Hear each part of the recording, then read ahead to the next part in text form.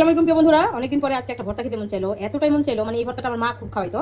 এটা হচ্ছে তিলের ভর্তা। আপনারা তিলের ভর্তা খান কিনা জানি না, তিলের ভর্তা করলাম, এতটাই মজা।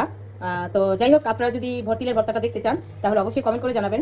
তো ভর্তা শেষ করে এখন হচ্ছে আমি একটু পাটায় ভাত মাখা খাবো, কারণ এটা হচ্ছে না খেলে ভর্তার মানে অপূর্ণতাই থেকে যাবে। তো যাই হোক, এখন হচ্ছে এই যে একটু ভাত নিয়ে তারপরে কি যে মজা, অনেক ঝাল করে বানাইছি। তো আপনারা যদি মনে চায় যে তিলের ভর্তা কিভাবে বানায়, আমাকে অবশ্যই কমেন্ট বক্সে কমেন্ট করে জানাবেন, আমি আপনাদের রেসিপি দিয়ে দিব। সাদা তিলের ভর্তা বানাইছি আজকে আমি, একটু ঝাল দিয়ে পেঁয়াজ রসুন শুকনো মরিচ দিয়ে বানাইছি।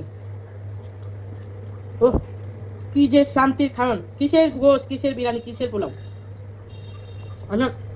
এইভাবে যদি খেতে পারেন বানায়, আপনাদের মন সব এখানে চলে যাবে, চাইবেই না যার হচ্ছে গাছগোছ খান।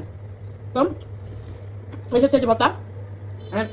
আর একটা জিনিস করছি আজকে সিম্পল রান্না, সেটা হচ্ছে আমার বারান্দার পুঁই শাক দিয়ে এই যে চাপা শুটকি বাগার, এটা অনেক মজা হয়েছে। এটা বোম্বাই মরিচ দিয়ে করছি, তবে সবচেয়ে মজা এই ভর্তা।